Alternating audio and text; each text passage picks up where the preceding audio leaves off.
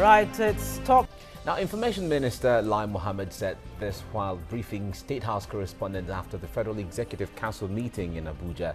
A State House correspondent, Taya Modu, reports.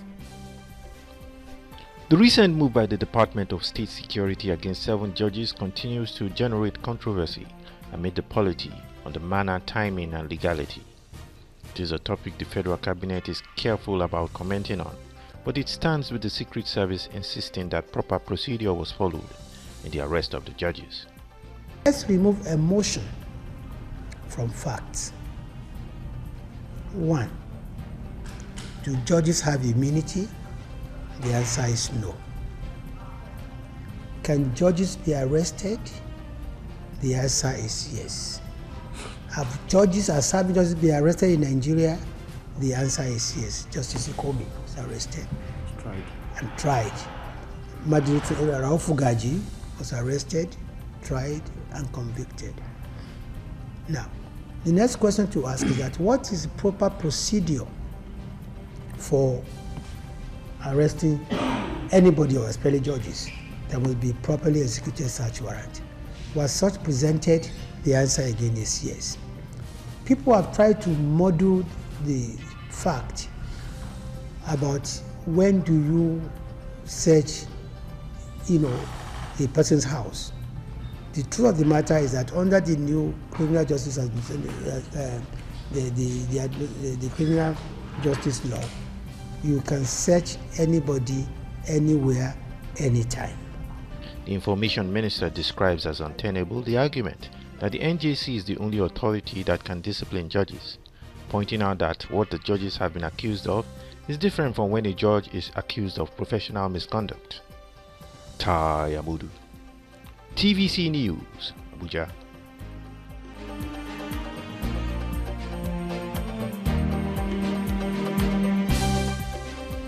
All right, we have joining us in the studio now a constitutional lawyer, GT Ogunye. He joins us for more on the activities of the DSS, especially now as we review the act establishing the agency. Good morning and thanks for joining us. It's my pleasure to be here. Thanks for inviting me. Now, before we go into the main discussion, let's give you some little background so that we can have a better perspective to questions we'll be asking and explanations from GT Ogunye. Now, before now, the DSS, formerly known as the State Security Service, the SSS, was strictly a secret service government agency, primarily responsible for intelligence gathering within the country and for the protection of senior government officials, particularly the president and state governors. It is Nigeria's domestic intelligence agency attached to the presidency and controlled by the Office of the National Security Advisor. The DSS is established under the National Security Agencies Act after General Babangida's Decree 19 of 1986. Okay, maybe we should just put a hold on that for now and bring in GT. Now, DSS claims it followed due process in raiding the judges' residences and all of that, and that it was actually in line with its core mandate. Maybe we should begin by, telling us, you're a constitutional lawyer, what exactly is the core mandate of the DSS and what they have done there, the action that's, caused ripple effect all across the land now. Is it within their mandate? I have argued publicly that it's within their mandate. But by the way, the State Security Service, now self-styled the Directorate of State Security, which is not the language of the act establishing it. It's established by the National Security Agencies Act, Cap N74, Volume 11, Laws of the Federation of Nigeria, 2004. That act, which contains 8 sections, because it's indeed a slim act, very small act. It's not a very wordy legislation. Actually established 3 agencies, VICs. The first one is DMI, Directorate of Military Intelligence. The second one is National Intelligence Agency, Nigeria's variant of CIA, for example. And then the third one is the State Security Service. And under that act, and I'm referring to Section 2, Subsection 3, Paragraph ABC, the SSS has 3 core functions. The protection and the prevention, rather, and detection of all crimes within Nigeria that affect our national security. Very broad mandate. All crimes within Nigeria that affect our national security. The second one is the collation and preservation of all classified materials. And the third one is that the SSS can perform all other responsibilities. Another broad subsection, all responsibilities that may be assigned to the SSS by the President or the National Assembly, which impinge on national security. And I have argued in my view that if corruption threatens to destroy the judiciary, being the third arm of government, that indeed can be interpreted within the boundaries of that act to be a threat to our national security. Because people forget that the judiciary is the third arm of government, is the government, is part of government. So if you also have corruption threatening to destroy the National Assembly, for example, as to influence how laws are made and so on and so forth, that can also be a threat to national security. And so I have no doubt in my mind, in opining, as I've done, that what the SSS has done on this score is part of his core mandate. It's very interesting now that people are trying to say that, no, what is done on this score is not part of his mandate. Not too long ago. You did say that, you know, the other two legs of this provision by the Constitution is actually broad. No, but by the Act, it's very broad. But the Act is very broad. It's very broad. Is it possible then, there's the possibility that a sitting government can actually use the DSS in a wrong way? Yes, it's pursue possible. people that it perceives as enemies of its government? It's possible. The judiciary can use a court in the wrong way. The legislature can use the legislature in the wrong way. For example, now, the National Assembly almost has become a bunch of blackmailers, and I'm using my words advisedly. Anytime a law is being implemented, they go back and say, hey, we want to amend this law now. We want to amend it. It first happened with the Administration of Criminal Justice Act when the Senate president was being tried, and they went back. And Nigerians needed to shout them down before they became quiet. Now, with this one, they then say, okay, we want to amend this one now. I'm not saying that they don't have a constitutional mandate to amend a legislation. Indeed, I will take the view that the act, which I refer to, particularly as it relates to the SSS, needs amendment. It was made by the military as a decree for a military presidency, not necessarily for a democratic government. And one way you may agree with me in terms of my benefit, for example, is that if you look at the FBI in the United States, which like the variant of the SSS here, the director of FBI is appointed by the President of the United States of America, subject to Senate confirmation.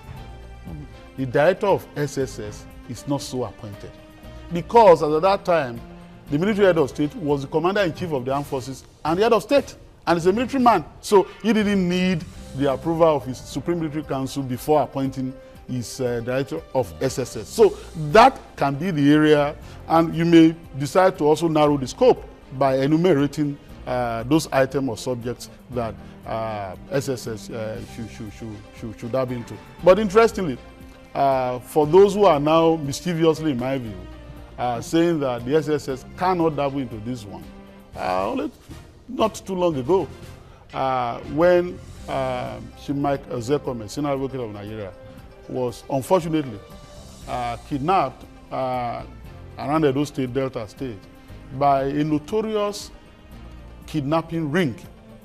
And not too long after, the wife of a sitting justice of the Supreme Court was also similarly kidnapped. It was the SSS that,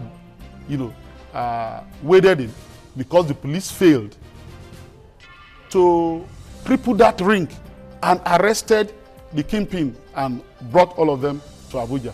And nobody on that occasion said that, oh, kidnapping is not part of SSS remit or mandate, and that it has to do with internal security. Kidnapping is for the police, because kidnapping, don't forget, is contained as an offense in our criminal code, and therefore it is the police that should pursue it, not the DSS. Yeah. So, and we can give other similar examples. And I have said that if a judge, for example, who is being investigated on the basis of allegation of corruption, I would rather want to be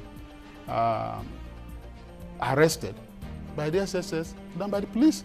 The policeman is my orderly. The policeman is the orderly of the magistrate. You see them everywhere. It's even worse for policemen to be the one to arrest judges, because the dignity of the judge will be completely destroyed.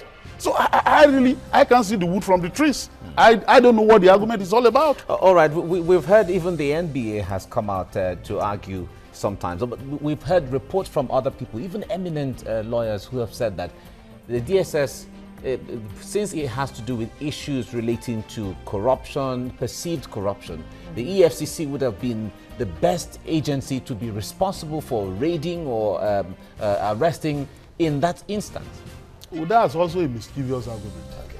You know, not too long ago, Governor Ayodele Fayose, accounts were frozen, and some senior advocate of Nigeria jumped in and started saying that the EFCC has acted. There is nothing that will please these people. On the issue of corruption, people have taken their positions. There are people who are functioning as the senior advocates of corruption in this country. And so there is nothing you are going to say. They will say nay. So it is not about the SSS not having the mandate to even dabble into this. But it is because they've taken a position. Isn't there a danger of getting sentimental or emotional about these things in such a way that we set the wrong precedents here? If we say indeed that the DSS has done, you know, what it's supposed to do within its purview, going forward, how does this rub off on the whole idea of rule of law, which some of your colleagues have been, you know, shouting themselves hoarse, that the DSS has actually set aside the rule of law in in the way it went about, you know, this sting operation? That's also not true. What's rule of law? I think that they just use that rule of law as they banned it to deceive those who are not initiates in the legal profession. Rule of law has essentially three elements. First, you cannot be accused of any crime except that crime is prescribed in a law. So nobody can invent a crime and then start persecuting you. That's the first principle. The second is that there's equality of all before the law. The leading and the led must be subject to the same law. The judge and the judge must be subject to the same law. And the third, you know, which is in England, which is a principle about the decision, of course, being the prescription of rights and so on and so forth. Although that's a little bit theoretical, because after that third principle evolved in England, the other commentator that said, oh, we have charters now of United Nations and so on and so forth, prescribing rights of people, not just what the court feels is the right of the people and all that. But let me just say that the rule of law here is that a judge is not immune to investigation. Yes, that's clear. Arrest, prosecution, arraignment in court, conviction, and sentence if necessary, and imprisonment. A judge is not immune. As a matter of fact, I refer to Section 98 of the Criminal Code, made in 1945, by the way, 98, 98, 98B, 98C, saying that for corruption and abuse of office, a public officer can be arrested and sentenced and be arraigned and sent to jail. But what happened with the DSS action was not necessarily an arrest, and some have even said that if a prima facie case was established against the judges, why didn't the DSS simply arrest them instead of I will come to that. I'll come to that. So those sections I've cited say that if a judge is the public officer that is to be arrested for allegation of corruption and abuse of office, that judge cannot be arrested without a warrant of arrest and may not be charged without a search warrant, and that he can only be proceeded against in a court by an information duly filed by the Attorney General of the state or Attorney General of the Federation, meaning that a police officer cannot just drag a judge before a magistrate court. Now, to answer your question directly, what the SSS did was that the SSS claimed that it obtained a search warrant, the warrant of arrest, and they went to the homes of these judges to execute those search warrants. When they got there, one of them, at least we're told, refused to come out, and they used reasonable force to gain entry, as it is provided for by Section 418 and 409 of the Administration of Criminal Justice Act, which provides that if you want to execute a warrant of arrest or a search warrant, and the owner of the premises to be searched refuses to come out, you can break the outer door, the inner door, the outer window, or the inner window. And that's what the SSS did. But, you know, as it is characteristic of us, even in the legal profession, when the news broke on Sunday, all the print media was awash with very terrible imagery of what has occurred. And they were using carefully such words and language as abduction, Gestapo, raid, SSS, Buhari boss gone crazy. By Monday, are those the words of the media, yes, or the indeed, legal practitioners like yourself who have described it as Gestapo and what have you? Yes, and they came out and said, how could you do it in the night? And the book was open to them. The law says that you can do this in the night. And of course, they shut up. Since that time, the argument has now changed to, oh, it is the NJC that has to do it. But the NJC is not a court. The NJC is not a law enforcement agency. The NJC only deals with misconduct. And any misconduct that also constitutes a crime is outside the province or mandate of the NJC. So the argument keeps changing. But overall, my view is that we must take a stand. You can't make an omelette without breaking an egg. I think that what happened was that in the last 7 days, Nigerians have learned a lot. Why? Because when the news broke, people were saying, what? Arrest judges? This is not possible. But people then started doing basic Google search. Lo and behold, in the United States, the bastion of democracy, they then discovered that judges were being randomly arrested and jailed. And then people were shocked and were raided in the night, anytime. So we just need, I understand, the SSS has a dark background. It was made by the military. That was the body that was handing Nigeria during the military era. Some of us, including myself, were handed. We couldn't go to the office. We were being threatened. We were being harassed. As a matter of fact, even in 2002, when I wanted to go to Poland for a conference, for example, at the airport there, Murtala Mohammed Airport, I was stopped because my name was still in the computer. Even after 1999, and I was just smiling. And then they checked for 3 days, I was delayed and all that. Because at that time, all our names were at the airport. So I understand that. People feel that, well, the State Security Service has a terrible past, so it must have a terrible present and perhaps a terrible future. I don't argue that way. Okay. I know that the certain aspect in the appointment process that can also lead credence to this. So Obasanjo was in power. He got a co-ethnic, Kyle Deare, to be his SSS chief. Jonathan was in power. He got a Calabar person, one Mr. Ekpenyong, to be his SSS chief. Buhari is in power. He got a person from his town, Daura, to be his SSS chief. So you can see that and say, okay, this is part of the problem.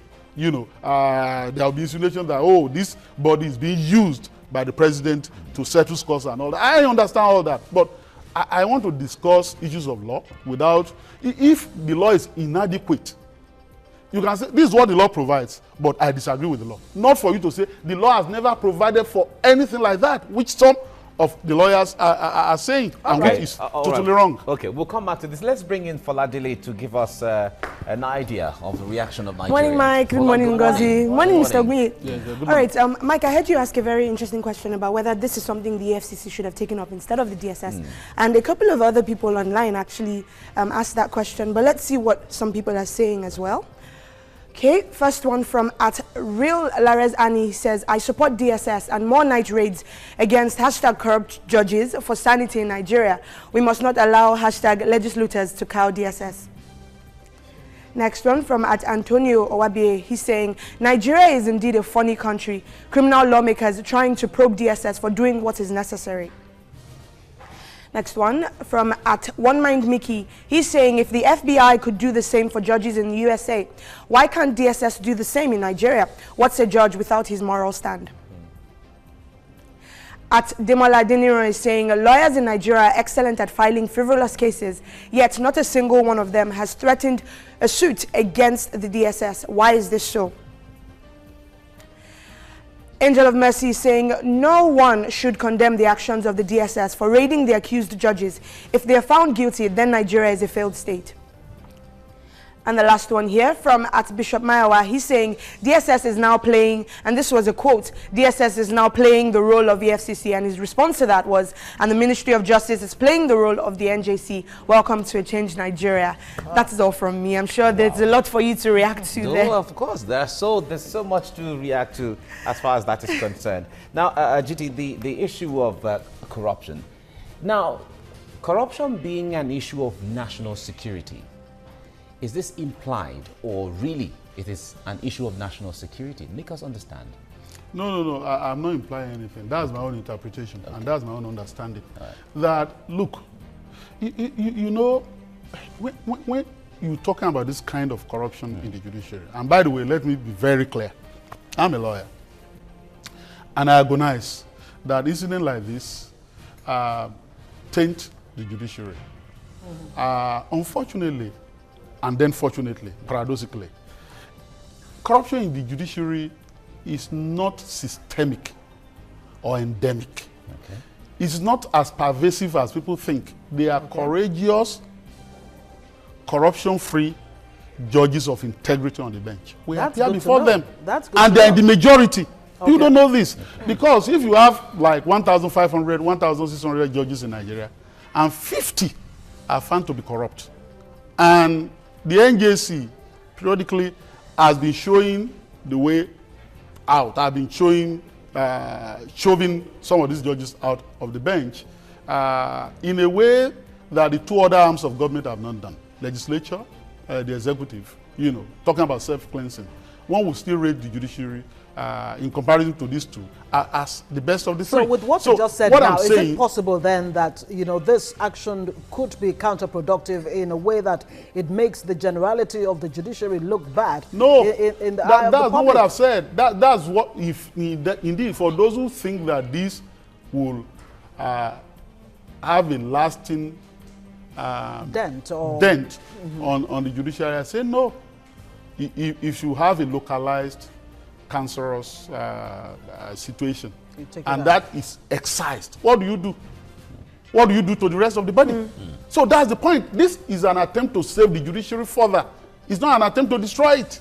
If they are corrupt judges that are identified and they're taken out of the judiciary, all the better. And I will add that, you know, because you asked a question about national security, investigation of something like this can at best be secretive, and it will require high intelligence.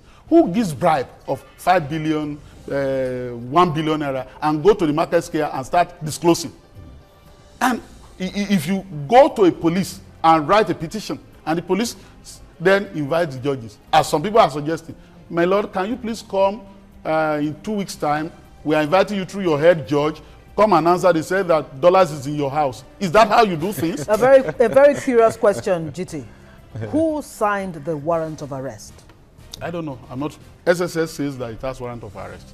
If those judges think that there are no warrant of arrest, then perhaps they can go to court to say that, well, my rights have been violated, and perhaps EFCC will then display those documents, and then Nigeria will see. Okay.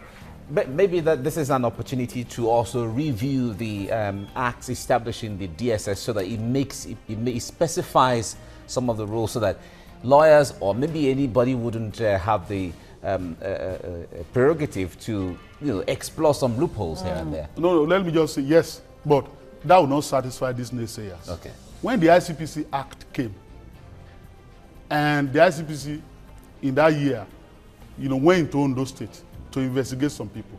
Some senior lawyers, SANS, joined issue with the federal government, went to the Supreme Court in the case of Attorney General of Ondo State and Attorney General of the Federation to challenge the constitutionality of the ICPC.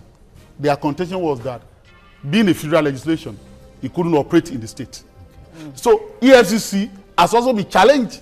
So they keep challenging all these laws, not because they want to develop the rule of law. Okay, so at the end of the day, who will be the winner? They want to develop the size of their pockets. And so I agree. No, what I'm saying is that, yes, Nigerians deserve, they have the right to say that, oh, amend these laws, make them better.